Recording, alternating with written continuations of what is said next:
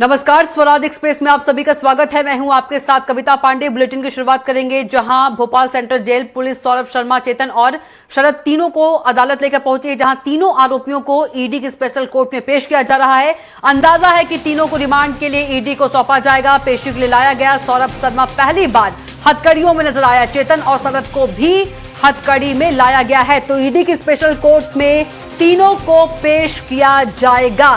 तीनों आरोपियों के लिए रिमांड की मांग करेगी ईडी। तो इस वक्त की बड़ी खबर आपको बता रहे हैं, सौरभ शर्मा पहली बार हथकड़ियों में दिखा।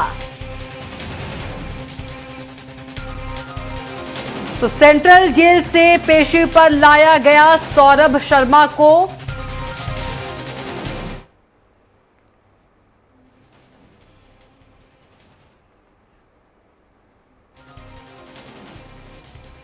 तो ईडी की स्पेशल कोर्ट में तीनों को पेश किया जा रहा है। सौरभ शर्मा पहली बार हथकड़ियों में दिखा।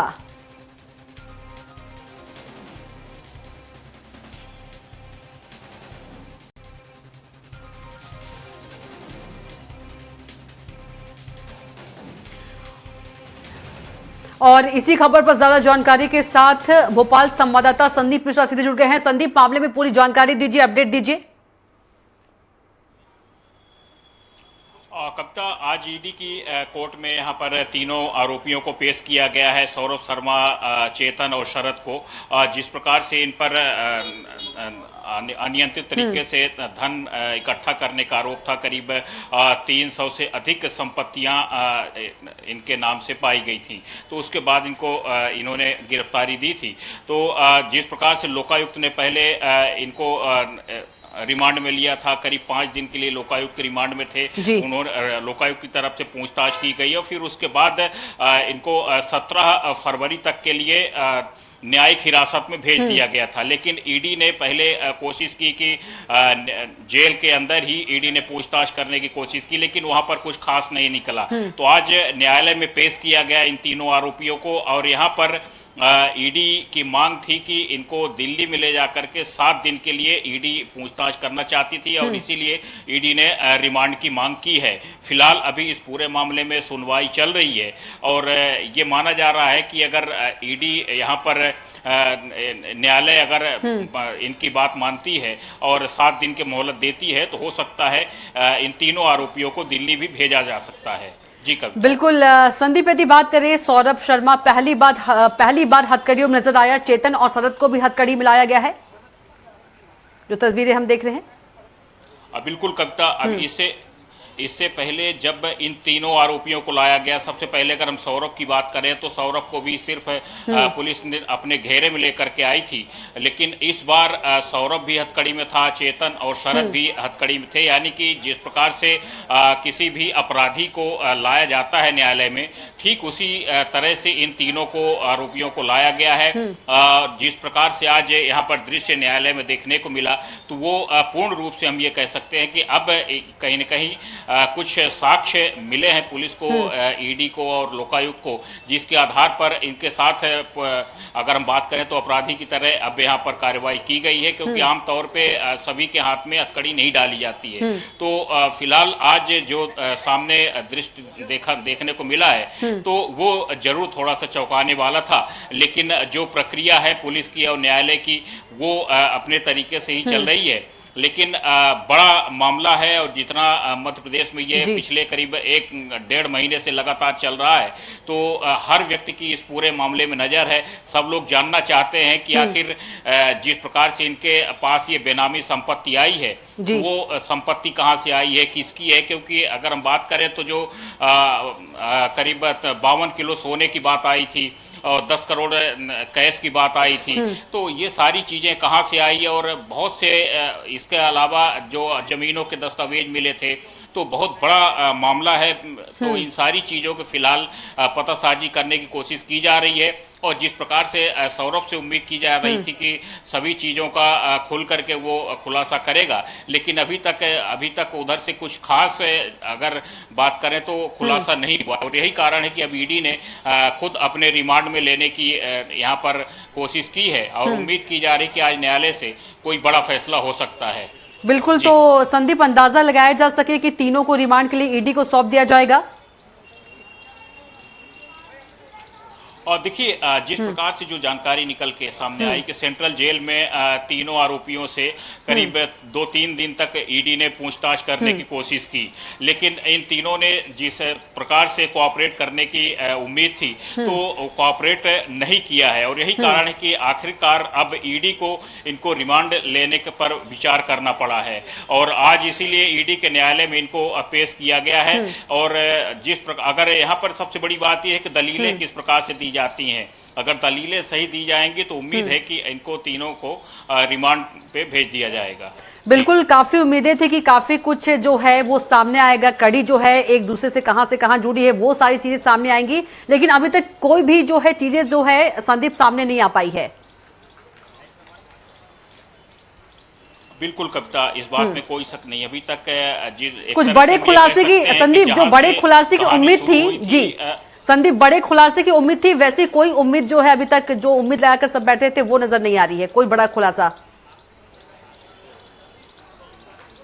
कविता, जब ये गिरफ्तार हुए थे तब जरूर बड़े खुलासों की उम्मीद की जा रही थी और अब भी लोग बड़े खुलासों की उम्मीद कर रहे हैं, लेकिन सवाल इसी बात का उठ रहा है कि इतनी पूछ पड़ताल होने के बाद भी पहले लोकायुक्त ने इनको अपनी रिमांड में लिया और अब ईडी भी लगातार कहीं न कहीं प्रत्यक्ष या अप्रत्यक्ष तरीके से लगातार पूछताछ कर रही है। तो इसके बाद भी अभी तक कोई भी खुलासा नहीं हुआ, कोई भी बात बाहर निकल के सामने नहीं आई है। जहां से कहानी शुरू हुई थी, कहानी अभी भी वहीं पर अटकी हुई है, क्योंकि जो वो सोना कहां से आया, वो 10 लाख कैश किसके थे, ये सारी चीजें अब भी कहीं न कहीं रहस्य के दायरे में बंधी हुई हैं। और अगर इसके अलावा बात करें, करीब 300 के आसपास से जो संपत्तियों की बात कही जा रही थी कि 300 संपत्तियों के दस्तावेज मिले, तो बहुत सारी चीजें यहाँ पर परत दर परत बहुत से राज हैं जिनका राजफाश होना बाकी है। तो फिलहाल यही कारण है कि ईडी यहाँ पर चाहती है कि उसको रिमांड पे दिया जाए करीब 7 दिन के आसपास की, ताकि वो पर्याप्त तरीके से इनसे पूछताछ करे। और माना यह भी जा रहा है कि नार्को टेस्ट भी करवाया जा सकता है। पहले भी कहा जा चुका है कि नार्को टेस्ट के माध्यम से इनकी पूछ पड़ताल होगी, क्योंकि अगर सही तरीके से ये जवाब नहीं देते हैं तो ईडी हो सकता है कि नार्को टेस्ट का भी सहारा ले सकती है। बिल्कुल संदीप, आपने रहस्य की बात की, रहस्य से पर्दा उठना बेहद जरूरी है क्योंकि बहुत बड़ा मामला है। राज जो है, राज का खुलासा आखिर कब होगा? कविता, राज से पर्दा कब हटेगा ये तो कोई नहीं कह सकता, लेकिन हकीकत ये भी है कि किस प्रकार से पूछ पड़ताल की जा रही है। और सबसे बड़ी बात ये भी होती है कि जब आरोपी को आरोप आपको सिद्ध करने हैं तो उसके पहले आपको सबूत इकट्ठे करने होते हैं।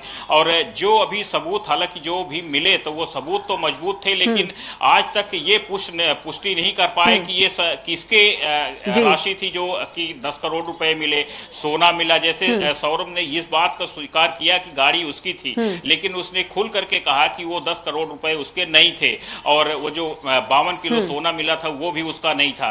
लेकिन जो उसकी गाड़ी में जब बरामद हुआ, जब्त हुआ, तो आखिर वो कहां से आया, क्या प्रकट हुआ है उसकी गाड़ी में, ये सारी चीजें, तो ये सब चीजें कहीं न कहीं पर्दे में है, रहस्य में है और इन सब चीजों का खुलासा होना बाकी है। बहुत सी बातें हैं जिनका खुलासा होना बाकी है, जो कि इन्हीं तह तक पहुंचने के लिए ईडी लगातार कोशिश कर रही है। और इसीलिए अब लोकायुक्त के बाद ईडी ने लगातार इस पूरे मामले को संज्ञान में लिया है और ईडी इसीलिए आज न्यायालय में ईडी ने पेश किया है और ईडी लगातार दलीलें दे रही है कि उसको रिमांड पे इन तीनों आरोपियों को दिया जाए ताकि वो सही तरीके से पूछताछ कर पाएं। और उम्मीद है कि कोर्ट की तरफ से जब ईडी को रिमांड में मिलेंगे ये तीनों आरोपी, तो हो सकता है उसके बाद कुछ बड़े खुलासे जरूर हों। बड़े खुलासों की उम्मीद लोगों ने की, लेकिन एक भी बड़ा खुलासा अभी तक नहीं हो पाया है। बिल्कुल संदीप, एक भी बड़ा खुलासा अभी तक नहीं हो पाया है। हालांकि लोकायुक्त टीम की बात करें तो लंबी पूछताछ तीनों से की है और अलग अलग जो है अलग अलग दोनों तीनों से पूछताछ की, चाहे हम सौरभ की बात करें, चेतन की बात करें, शरद की बात करें, लेकिन जो बड़ा खुलासा जो है अभी तक कुछ नहीं हो पाया है। पूछताछ तो काफी लंबी हुई है। बिल्कुल बिल्कुल कविता, चेतन, सौरभ से शरद, और जी। शरद से तीनों से लगातार अकेले में भी पूछताछ की गई और फिर उसके अलावा इन तीनों को सामूहिक रूप से बैठा करके भी पूछताछ की गई। हालांकि इनकी कार्यवाही अलग से तरीके से होती है, अंदर किस किस प्रकार से पूछताछ होती है ये कानूनी दायरे की बातें हैं। लेकिन अगर हम बाहरी बात करें तो फिलहाल लोगों को इस बात का इंतजार है कि कुछ तो बड़ा निकल के सामने आएगा। जिस प्रकार से लगातार मीडिया में खबरें आ रही थी कि बड़े बड़े सफेद पोष भी इसमें शामिल हैं और बहुत से अधिकारी इसमें शामिल हो सकते हैं। तो ये लोग कौन है जो इस पूरे घोटाले में शामिल थे, क्योंकि इतनी बड़ी संपत्ति अगर बात कर एक आरक्षक अगर इतनी बड़ी संपत्ति उसके घर से निकल सकती है, उसके वाहन से निकल सकती है, तो कहीं न कहीं लोगों के लिए अपने आप में एक बड़ा सवाल बना हुआ है। हर व्यक्ति इस रहस्य से पर्दा उठाना चाहता है। सब लोग समझना चाहते हैं कि आखिर इतनी बड़ी संपत्ति कहां से आई, क्योंकि एक आरक्षक, सभी समझते हैं कि एक आरक्षक की कितनी सैलरी होती है और उसकी क्या हैसियत होती है, क्योंकि पद के हिसाब से अगर हम बात करें तो इन सब चीजों से सभी लोग पर्दा हटता हुआ देखना चाहते हैं। इसीलिए लोग काफी उम्मीद लगा के बैठे हैं कि जल्द से जल्द इन सारी चीजों से पर्दा हटेगा और आखिर वो संपत्ति किसकी थी, इन सारी चीजों का खुलासा हो पाएगा। जी कविता, बिल्कुल। यदि संदीप बात करें, जब से सौरभ शर्मा वाला मामला उजागर हुआ है तब से कई नेताओं के नाम भी है वो भी सामने आ रहे हैं, इसमें खूब राजनीति भी हो रही है। कविता, बिल्कुल इस बात में कोई शक नहीं, क्योंकि जैसे विपक्ष में कांग्रेस बैठी है, लगातार भारतीय जनता पार्टी के अलग अलग नेताओं पर आरोप लगाए जा रहे हैं। पूर्व मंत्रियों पर, जो परिवहन मंत्री थे, उन पर भी आरोप लगाए गए। लेकिन ये आरोप है कांग्रेस पार्टी के। जब तक चीजें सामने नहीं आती, जब तक किसी भी चीज की पुष्टि नहीं होती, तो उस पर एक तरह से हम ये कह सकते हैं कि ये सारी चीजें सिर्फ आरोपों के ही दायरे में है। क्योंकि जब तक कानूनी दायरे में कानून सबूत मांगता है और कानून के हाथ में अगर सबूत नहीं होता है तो चाहे भले कोई कितना भी बड़ा अपराध कर ले तो उसको आरोपी नहीं कहा जा सकता। तो फिलहाल सारी चीजें अगर हम कह सकते हैं तो सिर्फ आरोप है, राजनीतिक आरोप लगाए गए। जिस प्रकार से उम्मीद की जा रही थी वो कुछ भी अभी तक सामने नहीं आया। फिलहाल ये जितने भी चीजें हैं ये तीनों आरोपियों के हम कह सके तो ये तीनों आरोपियों के ही इर्द गिर्द घूम रही हैं। जो भी चीजें होंगी तो जब तक ये खुलासा नहीं करेंगे सौरभ, चेतन और शरद, तब तक चीजें बाहर नहीं आएंगी। जी बिल्कुल संदीप, सवाल ये है कि क्या अब ईडी जो है राज उगलवा पाएगी? चलिए, तमाम जानकारी के लिए हमारे साथ जुड़ने के लिए आपका बहुत ही धन्यवाद।